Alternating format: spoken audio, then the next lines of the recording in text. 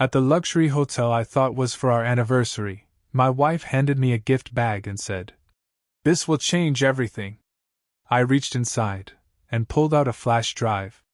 When I opened it, my heart pounded. It was a timeline of every time I'd lied, every affair exposed. She smiled.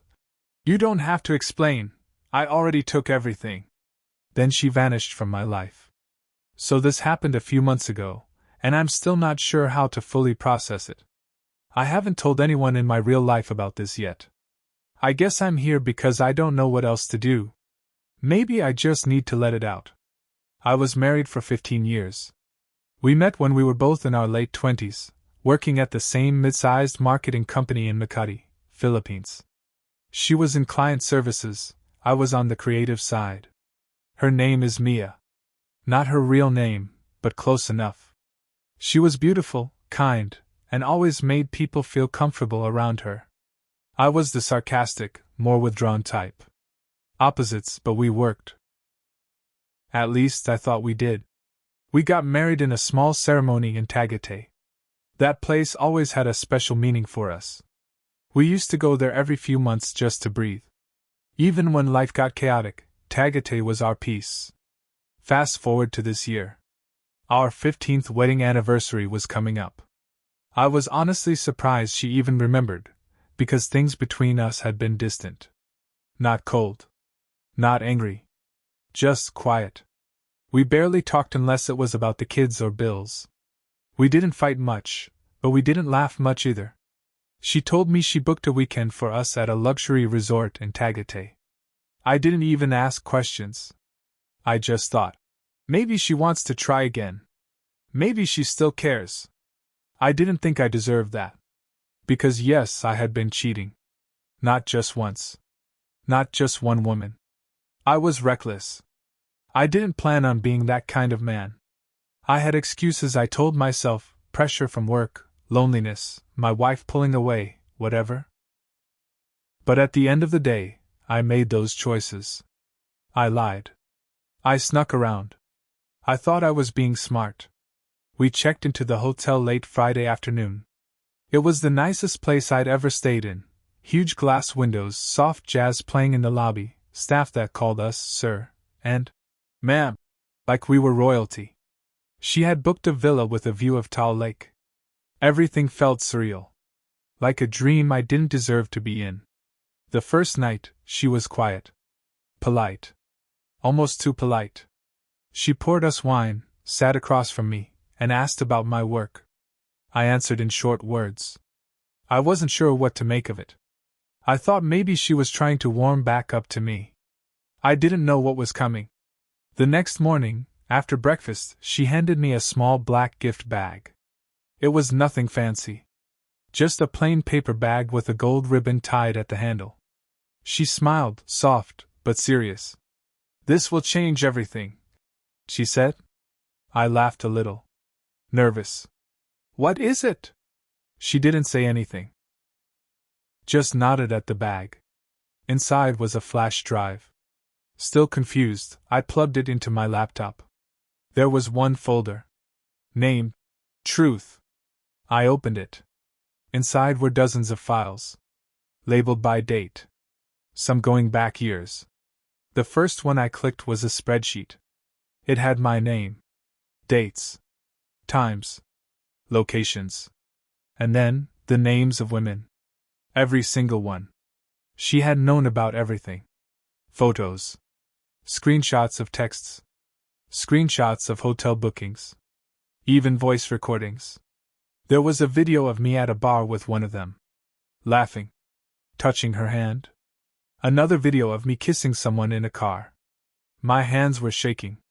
I couldn't feel my feet. My mouth was dry. She had compiled a timeline of my lies. Painstakingly, quietly, piece by piece. For what looked like years. I looked up at her. She was calm. Not crying. Not angry. "You don't have to explain," she said. "I already took everything." I didn't understand at first. Then I realized, she wasn't talking about just the emotional part. She meant everything. She had emptied our joint accounts. transferred the house title to her name. We bought it with money from her inheritance. She had already filed the paperwork. She had already moved the kids to her parents' place. She had already vanished from my life.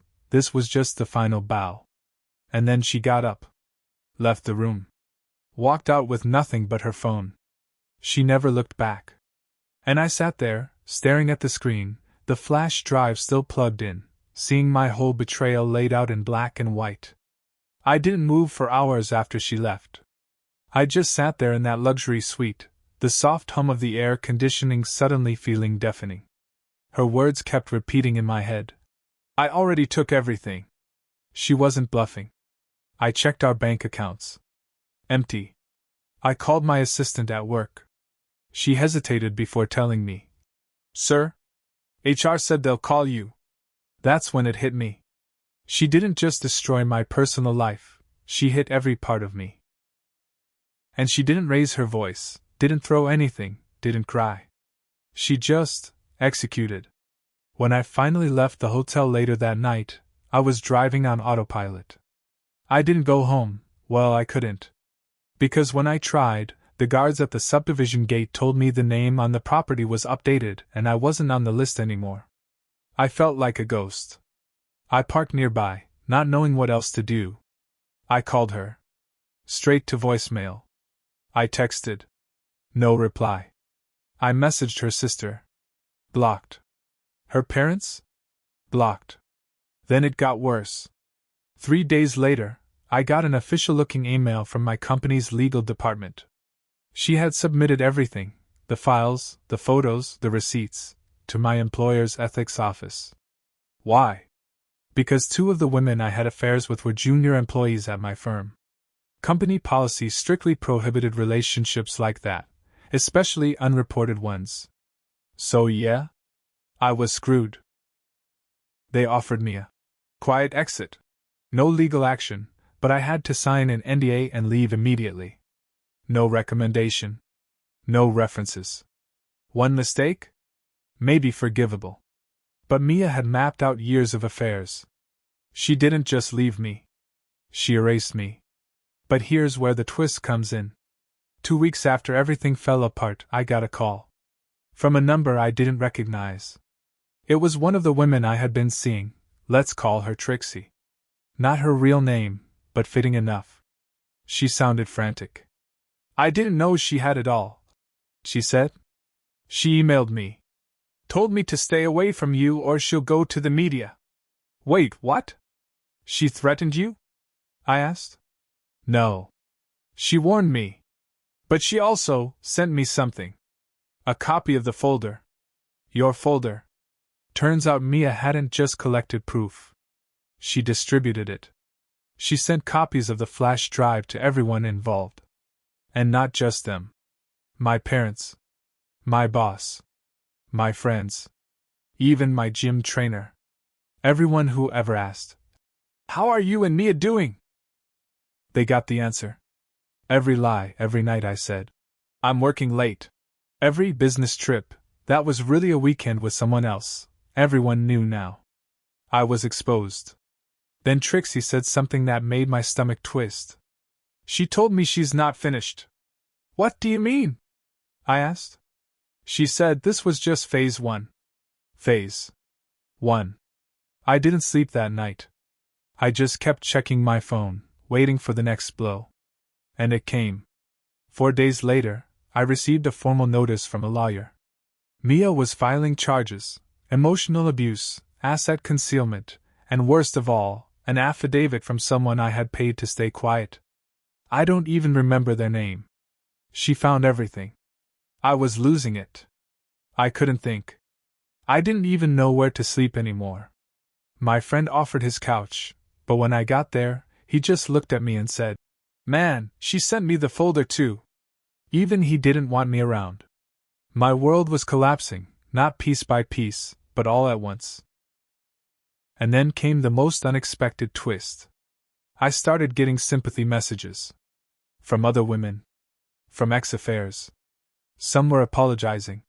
Some were mad. Some asked, "Did you really think you could juggle all of us?" But one message stood out. It was from a woman I didn't recognize. No name. Just a burner email. The subject line said, "Mia didn't do all this alone." The message? She had help. Someone you really shouldn't have crossed. That's it. No name. No hint. No reply when I responded. Now I'm stuck in limbo. My job's gone. My reputation's gone. My kids, I haven't even seen them. I'm waiting for the next shoe to drop, not knowing if it'll be public, legal, or something else. But I'm starting to wonder, who helped her? And what else is coming? I couldn't stop thinking about that message. Mia didn't do all this alone. It haunted me. I kept asking myself, who would help her? Who even knew that much about me? It wasn't just about affairs anymore. Someone had gone deep. Someone had helped Mia dig through old records, social media messages, hotel bookings. I wasn't even careful enough to delete all of it. I got sloppy. But she still would have needed help to get the full picture. I had one idea. Just one. An old friend of mine, Lance. We'd been close in college. Even worked together for a couple of years. We fell out after he asked me for a loan and I ghosted him.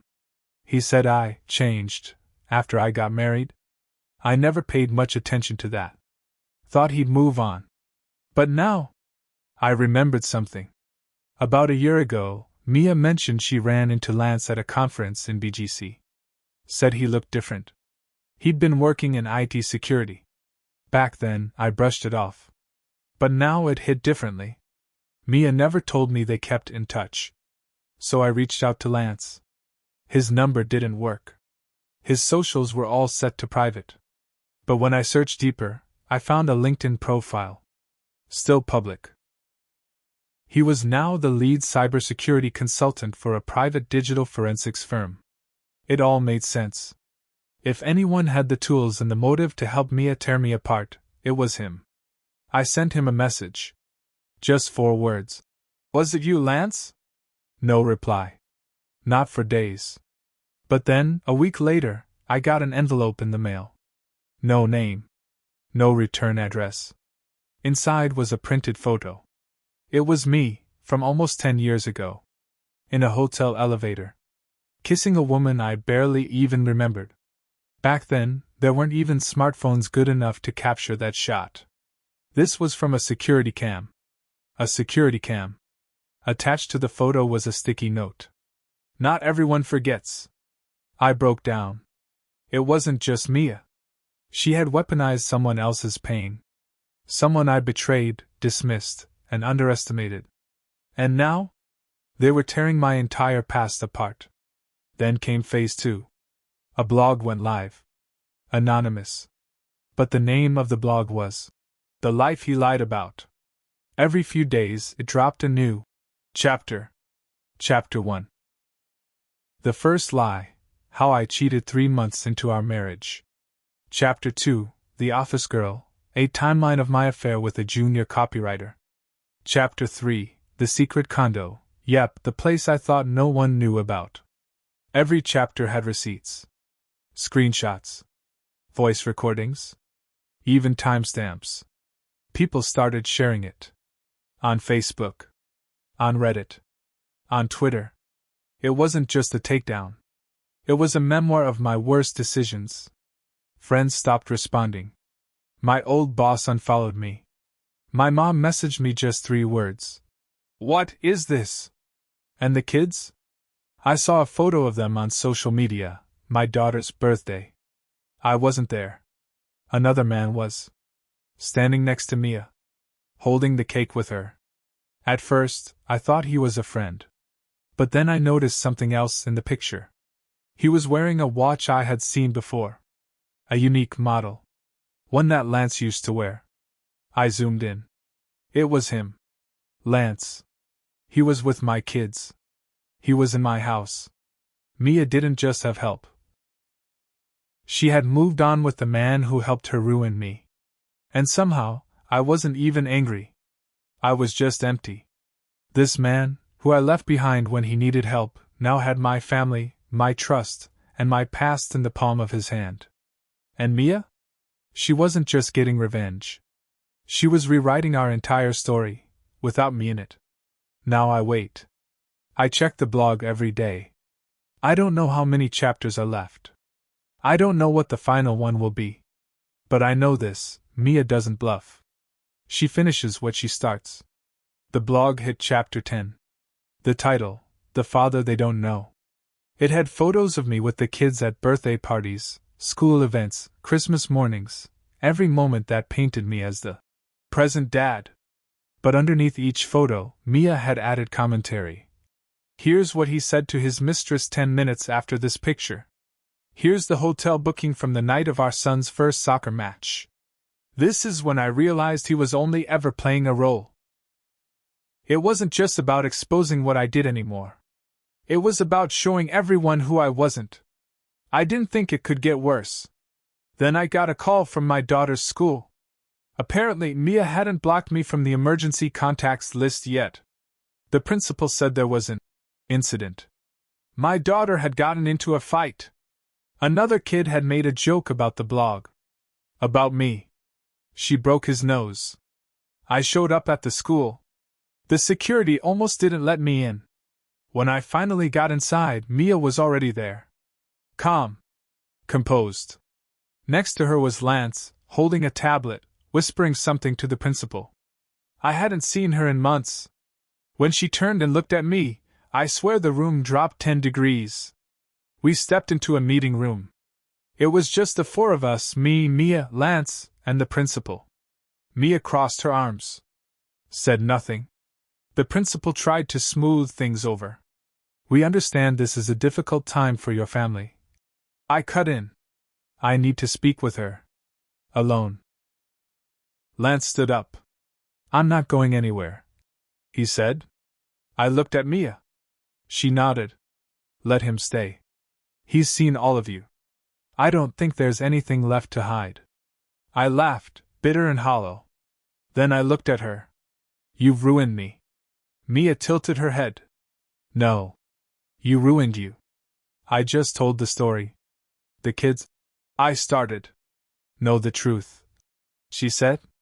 They deserved it. Then I snapped. All this? The blog? The surveillance? The flash drive? You think this makes you better than me? No, she said, standing up slowly. But it makes me free. You had your secrets. I had my pain. But now everyone knows what I lived with. Now it's your turn. I looked at Lance. So this is it? You're playing dad now? He didn't flinch. I'm showing up, he said. That one stung. I turned back to Mia. You used him. I trusted him, she said. He helped me see clearly. He didn't destroy our marriage. You did that long before he showed up. I didn't know what to say. There wasn't anything left to defend. The principal cleared her throat. This isn't the place for. But it was too late. I started to cry. Not loud. Just silent tears I didn't know were waiting. I'm sorry, I whispered. Not because I got caught. But because I didn't stop. Even when I knew I could lose everything. I didn't stop. Mia's face softened for a moment. Just a flicker. Then it was gone. You're not sorry, she said. You're cornered. We didn't speak after that. The principal said we could sort out the school paperwork later. Mia left with Lance and our daughter. I walked out alone. That night, I sat on a bench near our old house. I could see the lights on in the living room. Laughter inside. My family, without me. I stayed there for almost an hour. No one noticed. No one looked out. The blog stopped at chapter 12. The final post was a photo of Mia, holding a book. Title, What He Forgot to Hide. A memoir. Self-published. It hit number 4 on a local bestsellers list within 2 weeks. She went on podcasts. Interviews. TV. Not once did she say my name. But everyone knew. Friends who stayed silent before started reaching out. Some to comfort me. Some to shame me. Most just watched. I never got my job back. I started freelancing online, writing copy for websites. Ironically, my best skill has always been telling stories. Mia got full custody. I get supervised visits once a month. The kids don't say much. My son won't look at me. My daughter just asks questions I don't have answers for. Sometimes I think about disappearing. Just fading away somewhere no one knows my name. But then I remember that I don't get to disappear. She didn't. They didn't. So I sit in it. I feel it. Every day. I don't know if this is redemption or just punishment. I haven't found peace, and I don't think I deserve it yet. But I learned this: you can lie to the world for years and still be exposed in a day. And when the truth hits, it doesn't just destroy your story. It burns down everyone who believed in it. I don't blame Mia for what she did. I only wish I hadn't given her the reason to do it. If you're reading this, thinking it'll never happen to you, that you can juggle the lies forever, let me leave you with this: the house always wins. And sometimes, she is the house.